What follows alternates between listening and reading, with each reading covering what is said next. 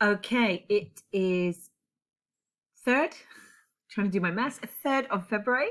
You need to get yourself a pen. Look, there's a little picture there to remind you. You need a pen, you need some paper, or if you're working onto screen, you need to open up your document for today. We're going to go for the 3rd of February, 2021. Now, we are doing our mastery review, or if you prefer a more overarching title, The Importance of Theme. And as the other picture suggests, it's time to connect your brain. Turn it on, make sure all distractions are switched off and that you're ready to listen.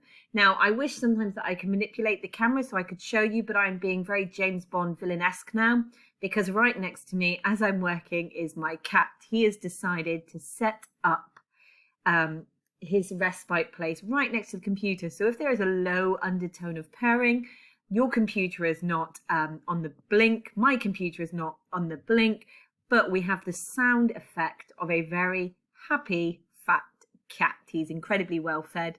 His name is Oscar, and he too thinks that mastery review and the importance of theme are wonderful. So good, they've sent him to sleep. No, I love it. He is a cat. He's not going to understand the importance of theme, is he?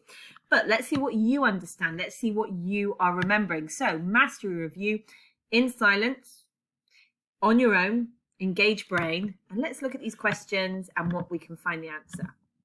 So, number 1, look at this sentence, circle the pronouns, and then make a decision whether it is first or third person. Now, really, you only need to write down as your answer first or third person. You might just circle on the screen with your little finger. If you like to work it out, you could list the pronouns. So number 1, look at this sentence, circle the pronouns, decide whether it is first or third person. Okay, in the following sentence, underline the appositive. So we've gone a little further back in time and we are looking for the appositive. Okay, work, a pain that wears you down, can be hard to escape. So that's number 2. Number 3, in the following sentence, can you find and fix the verb problem? We was determined to find out the truth. What's the verb problem in that sentence that we need to fix? Now, yes, my magic of animation made the numbers come in later. I couldn't fix it. So underline the appositive in the following sentence. Work, a pain that wears you down, can be hard to escape. 3, find and fix the verb in this sentence. We was determined. We was determined to find out the truth. Number 4 and 5. Ooh, here comes the animation. True or false? In work sleep, the man is fired from his job. Is that true or false? And finally, which word best completes the sentence? So you've got to choose from conflict, meta-narrative, and resolution. The tension between needing to work, having to work, and wanting to work creates blank for people. So you've got 1 to 5 mastery review questions. They are not all about writing down complete sentences, guys, so be kind to yourself. But I would pause the screen and give yourself a few minutes to make sure you're choosing the best answer. Okay, lovely people, let's see our answers together. And here we go. Number 1. Okay, so look at the sentence, circle the pronouns. Now, it's already told us that it's first person is the answer, but it was meant to be tricky because it starts with it and they. Now, it and they are what we would call indicators potentially of third person.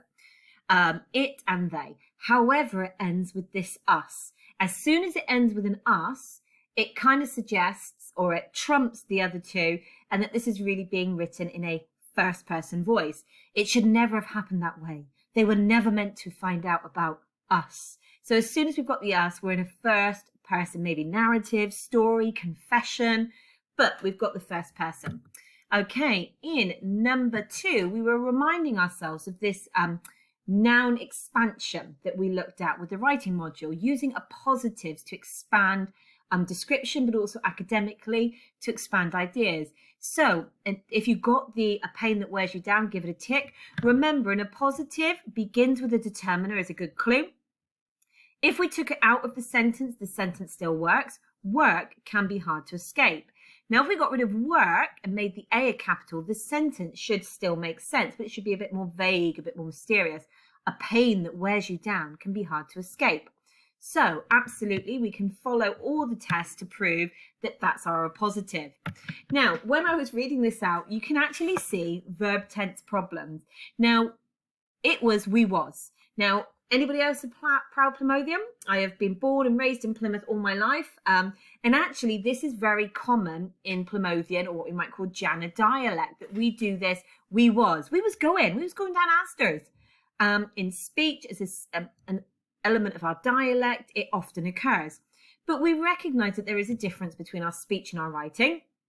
And our writing has to use what we call the verb tense agreements. So really, because we is a plural, it needs to be were. We use was in the singular. I was determined to find out the truth versus we were. So hopefully if you found and fixed that, give yourself a tick. Okay, number 4 and 5. So absolutely true. If you remember in the poem Work, Sleep, the man is fired from his job. Okay, you're fired, he screamed. And 5, which word best completes the sentence?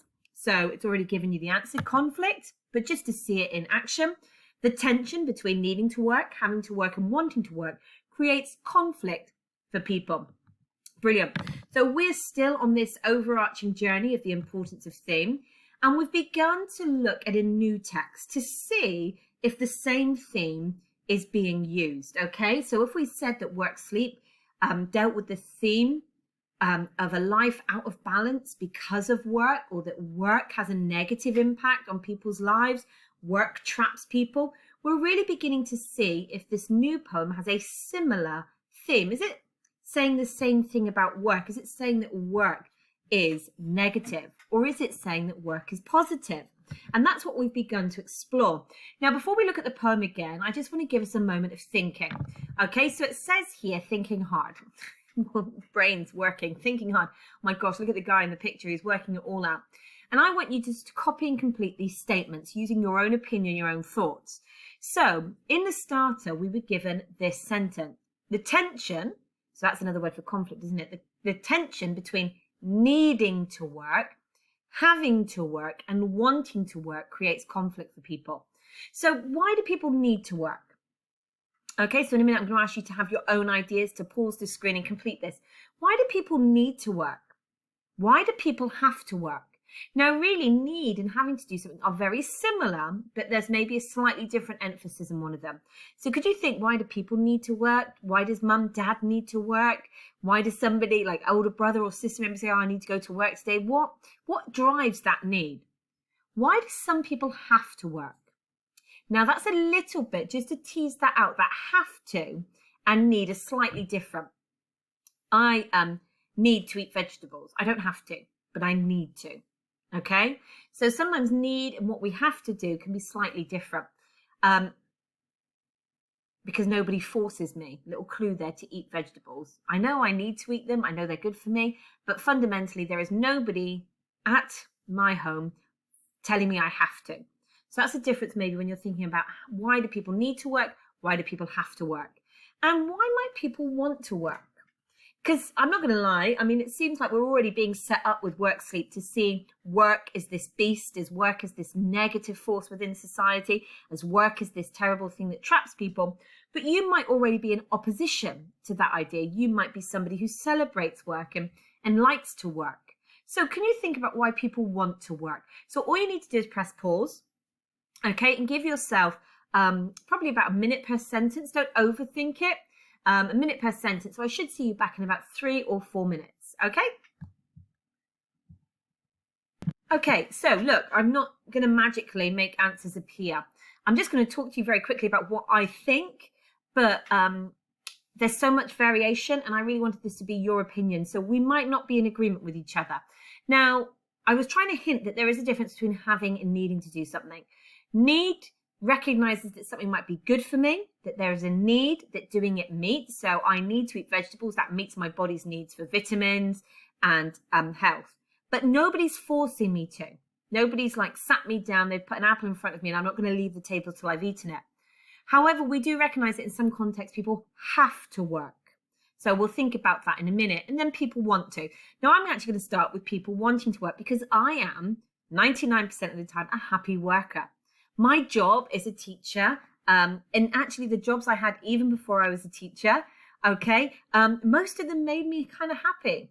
I teach now, I've taught now for many, many, many years. You don't want to know how many years I've worked. because it actually makes me happy. Some people want to work then because they find their job. We even use this word within work, vocation, something that makes them really happy. Some people work because they like how it makes them feel. It gives them purpose. It gives them drive. It gives them a sense of self-esteem. Some people want to work because it's an area that they're really passionate about. So we hear from doctors and nurses and people that work in certain industries, and they absolutely love it. It's like their passion. So some people do work because it makes them happy. They're able to connect their work with their passions, with their interests, with the things that they love. Okay, so that's the truth. Some people want to work, it makes them happy. Now, some people need to work because they know that with work comes money, income. So some people need to work because they need an income. Some people need to work because they know it's the best way to take care of themselves or their families. Some people need to work because it's going to keep them active. It's going to keep their mind active. It's going to keep them out of trouble. Now, some people have to work. So what are the sort of circumstances that can take away your choice? Now, some people have to work. Maybe in modern society, in our society, we will look at a form of work where you absolutely have to do it in a minute, but it's not very common in our society. But some people have to work because they've got debt or bills to pay. Some people have to work because they've got dependents, that if they've not got an income, the children in their family, the people that they love, might go without. So some people feel that they have to work. So it's not a job that they love. It's not simply about just needing a bit of money, but they really have to work. And if they don't, they might go without, and their families might, or people that they love might go without. Now, there are forms of work that people have to do. Okay, now, I don't want to go too far and deviate, but sometimes we would talk about like modern examples of slavery, where people have to work. They have no choice but to work. And that might be because of the culture, the society they live in. It might be because they feel they have to work, again, as I mentioned earlier, because they've accrued debt. Or it might be that they've got so much demands for money and they've been bombarded with demands for money, they feel they have no choice. So we know that it's not simply easy to say, yeah, I have to work. I want to work. I love it. Sometimes I feel I have to work. Sometimes I need to work. Sometimes I have to, so we know that we can shift. There's a bit of fluidity here. Sometimes I wake up and I want to work. Sometimes I wake up and I know I have to. The other thing about people have to work is because of contracts and you might get fired. So there's lots of variation there. So hopefully you've got an idea down. Now this next task looks similar, but actually you're not writing the whole sentence. You're going to choose the word for me, okay? So we introduced last time we were together some nice vocabulary. Contentious, impending, prevalent, and bombarded. Now, if you've got your notes, you can double check. I've deliberately not put the definitions on this page to make sure that you're referencing your notes and that you're keeping and things are going in. So we've got 4 words and we've got 3 sentences. So the rules are this. Each gap in a sentence is going to be best met by one of these words. We would only use a word once. And yes, there's 4 words. So 1 word we're not going to use at all. So as I read this sentence, I'm going to pause and I'm going to ask you which of these 4 words best fits that sentence, okay? People need to work because not working is an issue that creates conflict. So which of those 4 words would best fit in here? People need to work because not working is a contentious issue. People need to work because not working is an impending issue. People need to work because not working is a prevalent issue. People need to work because not working is a bombarded issue that creates conflict. So which word best fits? So just write down your word now.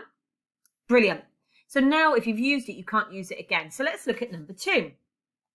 People have to work because they are blank with bills and demands for money.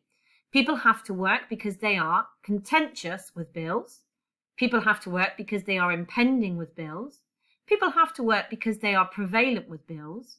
People have to work because they are bombarded with bills and demands for money. So now make your second choice. Which word would best fit there? And thirdly, people want to work because it is a blank belief that it brings purpose to your life. Okay, so people want to work because it is a contentious belief that it brings purpose to your life. People want to work because it's an impending belief that it brings purpose to your life. People want to work because it's a prevalent belief that it brings purpose to your life. People want to work because it's a bombarded belief that it brings purpose to your life. So pick your third word Okay, let's see. Now, do you know which one we can immediately eliminate? It's a bit of a trick. Okay, now if you look, the two A's, A, and they are, now it immediately eliminates impending, because when you've got A, it cannot be followed by a vowel. So number one cannot be impending. Number two number three cannot be impending. So people have to work because they're impending with bills. Now, even if we didn't know what that word meant, impending doesn't fit in any of these structures. So impending is our throwaway word. Now, impending means forthcoming, like it's going to happen soon. Okay, so there is an impending quiz on Friday. It's coming up.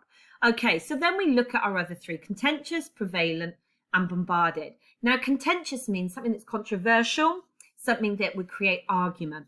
So people need to work because not working is a something issue that creates conflict.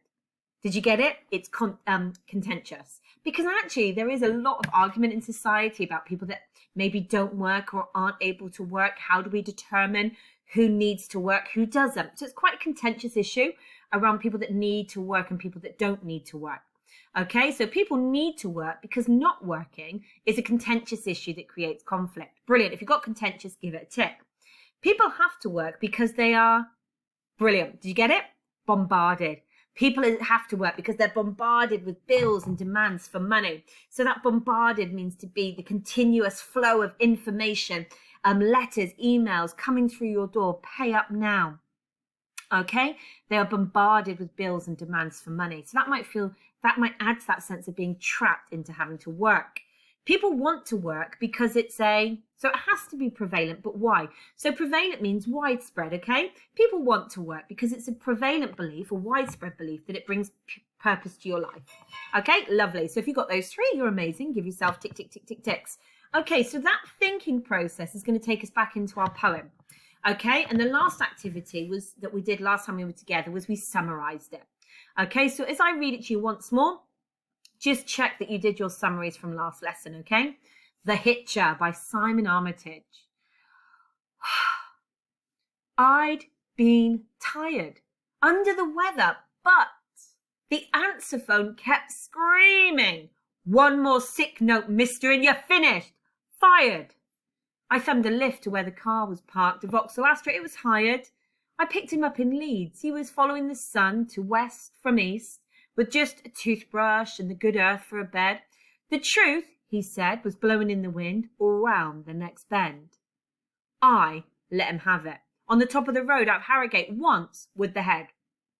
Then 6 times with the crook log in the face. Didn't even swerve. Dropped it into third, leant across to let him out, and saw him in the mirror, bouncing out the curb, then disappearing down the verge. We were the same age, give or take a week. He said, me like the breeze, to run its fingers through his hair. It was 12 noon. The outlook for the day was moderate to fair. Stitch that, I remember thinking. You can walk from there. So this is a new poem. Okay, in stanza 1, we said last lesson, the poem begins by introducing us to this speaker. Now, this speaker is tired and unwell, yet has to work. This is somebody that doesn't want to work, doesn't need to work, but has to work. In stanza 2, the narrative introduces a hitchhiker. Now, the hitchhiker doesn't need to work, doesn't have to work, doesn't want to work, and is actually free to travel, just hitchhike around the country, free to go wherever he likes. And there's something in that moment that leads us in stanza 3 to the speaker violently attacking the hitchhiker. And by stanza 4, it shows the outcome of the attack. The speaker dumps the body from the car and simply keeps on driving.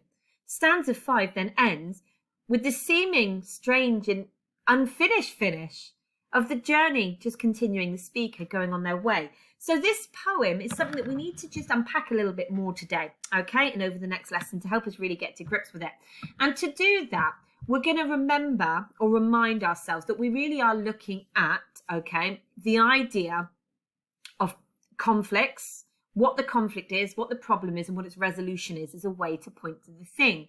So based on that reminder of the poem, if we were going to quickly just summarize our instinct, right? Our feelings often historically in the belly. That's why we say, what's my gut instinct telling me? So what's our gut telling us, guys? What is the problem in the hitcher, and what's the cause of that conflict, and how is it resolved? So in the hitcher, what's your gut telling you? Don't overthink it too much. What was the problem for this guy? Why did the speaker do such a terrible thing? What do you think his problem was? So you're just going to pause and write down in the hitcher, the problem is. So why is the speaker so, what's going on for the speaker that means he's capable of this violent action? What's going on with him? What's his problem? Now for the answer to that, stanza 1. What's his problem? So in the hitcher, the problem is that this guy has to work. And yet he feels trapped, doesn't he, by having to work. He's unwell, he's tired. So in the hitcher, the problem is, oh, convenient, work-related. This guy is trapped into having to work even though he's tired and stressed. Now, being trapped for this guy, this conflict of having to work when he doesn't really want to leads to what? What does he do with that tension, with that conflict on the inside of him? Having to work but not wanting to. So what does he do to the hitchhiker to help us answer then? So what does he do? So the conflict leads to, what does he do to that hitchhiker? Good.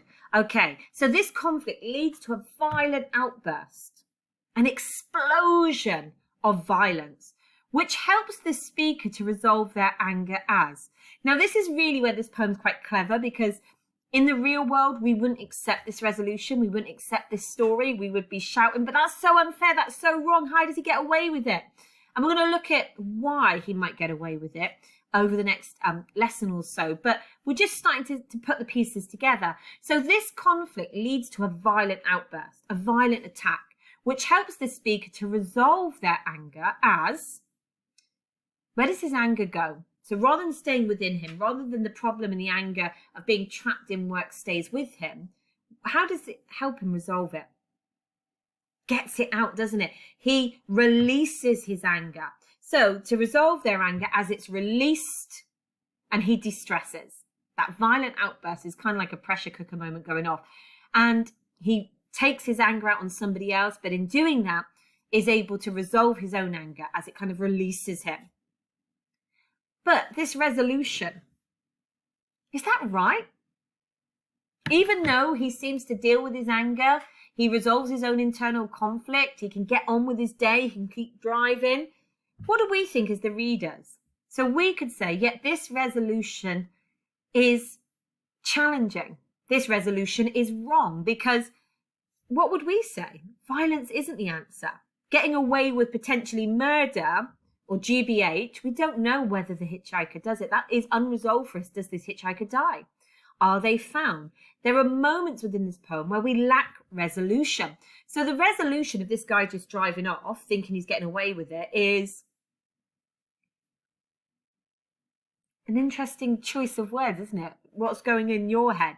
So yet this resolution is unsatisfactory, is frustrating. This resolution is wrong, because he seemingly gets away with something very bad.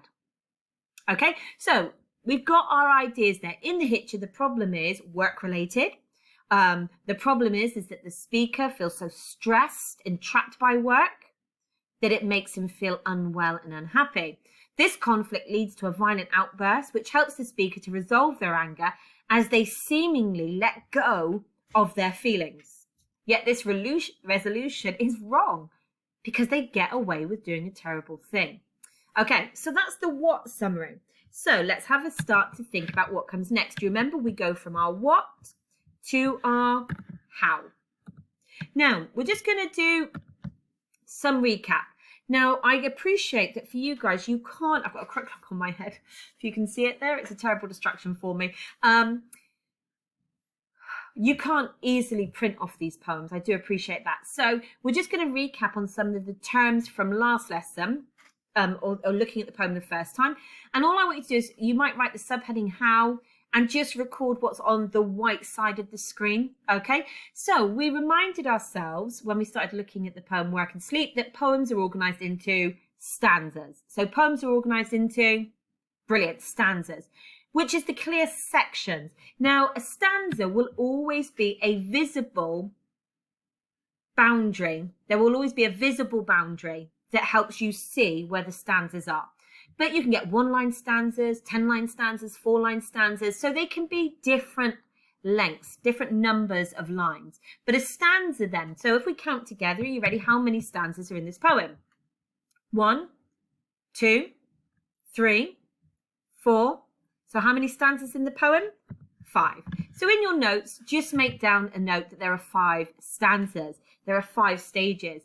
Now, we looked at last time we looked at the work sleep, one of the lessons, this idea of a first person voice, the idea that there are speakers in a poem, but sometimes, not all the time, but sometimes the speaker emerges. A poem can be written in a first person voice. So if we were looking for the first person voice, can you remember what sort of pronouns would we be looking for? Brilliant. We'd be looking for first person pronouns. Now, our guide doesn't hide the first person voice. It's there right from the start, I'd. So this is a poem with 5 stanzas. Okay, and it's got the first person voice, so words like I'd, I let him have it. And we begin to think, who's he telling this story to? Now, this is where, with poetry, we get to fill in the imaginative gaps. Is this his confession? Has he been arrested? Is he telling this to a policeman, a psychologist, a bloke in the pub? Is he telling this to himself? We never know his audience. Really, we're the audience, we're reading it, but he's definitely telling somebody what has happened. And I like the idea of that confessional kind of, he's confessing to what he did. Or is he boasting about what he did? But we've got the first person voice, definitely, I'd and I. We also looked at verb choices and tenses. So if we just look at this first stanza together, I'd been tired. So we've got ed endings. I'd is the hiding of I had. I'd been tired, under the weather, but the answer phone kept screaming. One more sick note, mister, you're finished, fired. I thumbed a lift to where the car was parked, a Vauxhall Astra. It was hired. So actually, if we look at our verb choices, they are primarily in the past tense. And that fits with this idea. We can begin to imagine this voice. Now, we know it's a male voice because in the first stanza, Mr. So we know that this is a male voice. Is he confessing to the police? Is he boasting to a friend down the pub? You see, maybe those moments, you know, when they go into a confessional to the priest. I've done a terrible thing, priest, I must confess. But we've got this lovely confessional tone. And he's using the verb choices in past tense to tell us he's done this terrible thing. Or he's done this thing. He doesn't think of it as terrible as such. Now, we looked at the use of metaphor. Now, really, this poem, because it's like a confessional, it's like somebody talking, there aren't, it's not like lots of figurative, metaphorical language, not too much imagery. An awful lot of it is kind of like somebody talking, but they are in there. So if we're thinking about metaphor, it's best, remember we said you're describing one thing, an idea, using an imaginative vehicle. So I'd been tired, under the weather, but the answer phone kept screaming. So a phone can't scream, but that's not a metaphor, that's personification. Okay, one more sick note, mister, you finished, fired. I thumbed, hello, I'm hitchhiking, a lift to where the car was parked, the Vauxhall Astra, it was hired. I picked him up in Leeds. He was following the sun to west from east with just a toothbrush and the good earth for a bed. So here we have our metaphor, the good earth for a bed. So the idea is the earth, the vehicle is bed. So in other words, this guy is just sleeping on the ground that he picks up. The hitchhiker is free to go where he likes, to sleep where he likes. Look how simple his life is. He's just got a toothbrush and he sleeps where he likes. So in a way, the hitchhiker might represent freedom to go and do what he chooses. The truth, he said, was blowing in the wind or around the next bend. I let him have it on the top. So then we go back to this very kind of like just telling us what happened, this language of recount, this conversational talk. Okay, so what else did we see when we looked last week? Alliteration. So can we see any alliteration? I'd been tired, under the weather, but the answer phone kept screaming. One more sick note, mister, and you're finished. Oh, what have we got? We've got the finished and the fired.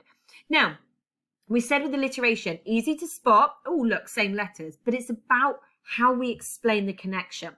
So what's the connection between finished and fired? One more sick note, mister, and you're finished. And then all on its own, fired. Ooh. So both of these are linked to what? Good, getting fired, being made unemployed. Finished is being used there almost like that metaphorical, you're finished. It's the end of your job. You've got the lovely finished, then fired, but it's definitely the threatening tone, isn't it? One more sick note, mister, you're finished, fired. So somebody is threatening our speaker. Somebody is threatening him. They're going to take his job. He's going to be unemployed. And that's where the conflict starts to be introduced. That this is a person in this poem. The speaker is a person who needs their job. They have to work. So the threat of losing that job makes that stress and that anxiety take over. Lovely. So we've got the alliteration. Now, when we look, I let him have it on the top road out of Harrogate, once with the head, then 6 times with the crook lock in the face, didn't even swerve. I dropped it into third. Now, you could say we've got some S's there, the 6 and the swerve. So he is trying to create a bit of rhythm in the attack moment, but it's not really coming through closely linked to alliteration. Lent him out and lent across to let him out. So there are moments of alliteration, but I definitely think those two work really well, don't they? The finished and the fired. Okay. Now, this is the hardest one from last time, juxtaposition and paradox, because it's the hardest one, because it makes us think more. It's a harder one to spot up here. So juxtaposition, paradox. Juxtaposition are just two opposite ideas put together. Paradox is where the two ideas that are put together somehow reveal a truth, a hidden truth. So, is there any seemingly opposite ideas put together? I'd been tired, under the weather, but the answer phone kept screaming. One more sick note, mister, and you're finished, fired. I thumbed the lift to where the car was parked on Vauxhall Astra. It was hired. I picked him up in Leeds. He was following the sun to east from west to east with just a toothbrush and the good earth for a bed. The truth, he said, was blowing in the wind or round the next bend. I let him have it. Now, we've got juxtaposition because we've actually got two characters put next to each other. We've got the speaker, who is stressed and angry and trapped into a job because they can't be fired. We know, we have to work it out, but we work out that they must really need this job because he's poorly. He's under the weather. He's tired, but he still has to go to work. He needs the job. He can't be fired. Then we meet the second character who is free to go wherever he wants. He's blowing in the wind or round the next bend. So actually, we've got the juxtaposition between the two characters. And we could argue it's a paradox, this, because it reveals a hidden truth. Because actually, our speaker wishes what? Now, this is the big moment, okay? Because when we talk about the hidden truth in a paradox, what does it reveal? Why put a character who is free next to a character who is trapped? What truth does it reveal? The trapped character wants freedom too. So truth is blowing in the wind or round the next bend. And the truth is that the speaker is so angry and so jealous at the freedom of the hitchhiker that he attacks him. I let him have it in the face and didn't even swerve. Brilliant. So guys, I just need you to pause. Hopefully you were doing that as we were speaking, but if not, just make sure that you've written down for the how of this poem. We've got 5 stanzas. It's a first person voice. We've got the verb choices and tense. We've got the metaphor. We've got alliteration. We've got juxtaposition and paradox. Okay. Once you've done that, meet me on the other slide. Right. So to end with today and to end this lesson, which is about bringing the what and the how together. Okay, I just want to teach you some new terms. So we've looked at some from last week that we could apply to both poems, but there's some new terms that we can use to increase our vocabulary bank for talking about poetry. So we know that this poem tells a story. So a narrative poem is a poem that tells a story. Okay, so we're just going to write these down, okay, as they appear here. So this is a narrative poem that tells a story. And what story are we being told? It's the confessional story of our speaker in this poem who has violently attacked their hitchhiker. We don't know if it's a confession to us, to the police, to a friend, but there's definitely, this is a narrative poem. It tells a story. Now we can extend that and we can actually use the more specific term, a dramatic monologue. Okay, so a dramatic monologue tells the story from the point of view of a character. So poets do this a lot. Now, Simon Armitage is the poet. He's writing this poem. He is not himself guilty of such a horrendous crime. This isn't his first person experience. Simon Armitage is not writing from within a prison cell and using his experiences. But Simon Armitage has always been a poet that really appreciates putting himself and placing himself to see the world through the eyes of as many different characters as possible. So a dramatic monologue where you tell a story from the point of view of a character is a beautiful way for just one moment to see the world through the eyes of anybody. That's the beauty of a dramatic monologue. It enables you to imagine, to see the world through somebody else's eyes. And this poem is taking a risk because this poem is seeing the world through the eyes of somebody who's violent and angry and trapped by work. Now, because we've got a guy, a man, confessing, telling somebody their story, it uses what we call colloquial expressions. This poem is meant to be what we call naturalistic. It's meant to be one person talking to other people. So when we think about colloquial expression, okay, I'd been tired. Okay, we all get that. Tired, yeah? But look at this lovely expression, under the weather. So a colloquial expression, now, mum, dad, somebody in the room that's a little bit older than you, if you said to them, what does it mean when you're under the weather? They'll immediately know it means to be ill, to be poorly. And it's one of those lovely British-only expressions, okay? So a colloquial expression is an everyday speech and expression. So it makes this poem very conversational. He's talking to us. He's confessing. He's confiding in us what he did. Okay, so thumb in a lift, that's a colloquial expression for hitchhiking. The idea of picking him up, I let him have it, is a colloquial expression for I hit somebody. Okay, now he does play with colloquial expressions in that he also uses song lyrics. So Blowing in the Wind is a song lyric, Bob Dylan. Okay, but we've definitely got colloquial expressions. Now, end stops. So I just want you to quickly look and at the poem, how many full stops? If you were just looking, if you're tracking through the full stops, how many can you see? Many full stops. And they're not simply coming where we would think at the end of a line. This isn't like sentence demarcation. In poetry, end stops are used creatively to create boundary moments, okay? So the very first stanza has 1, 2, 3, 4, 5. We've got 2 either side of fire to make fired a standalone moment. There's boundaries either side of that fired to say, pay attention to this word, look at me. And then it was hired, Vauxhall Astra. So it's a use of full stops, end stops to show the end of an idea. And it helps to create the rhythm of how this guy is telling us his story. I thumbed a lift to where the car was parked. A Vauxhall Astra. It was hired. It's almost like we're getting his afterthoughts. He tells us one thing. Oh, and I want to add this. Okay, now the opposite of end stop is something we call enjambment. Lovely French word, enjambment, bonjour, enjambment. And this is where rather than bringing in an end stop to make an idea, boom, to put a boundary in place, enjambment is almost where we would expect a full stop, and yet there's an absence. So really it creates a sense of momentum where the flow of an idea continues into the next line and across the stanzas. So yes, stanza 1 is end stopped. Stanza 2 is end stopped.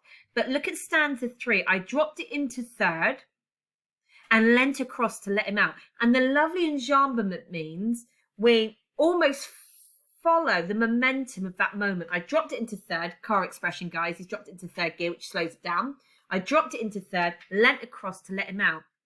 And then in the second, in the 4th to 5th stanza, he said he liked the breeze to run its fingers through the hair. So enjambment creates this strange momentum and rhythm across this poem, really to reflect the action of what he's doing at a given moment.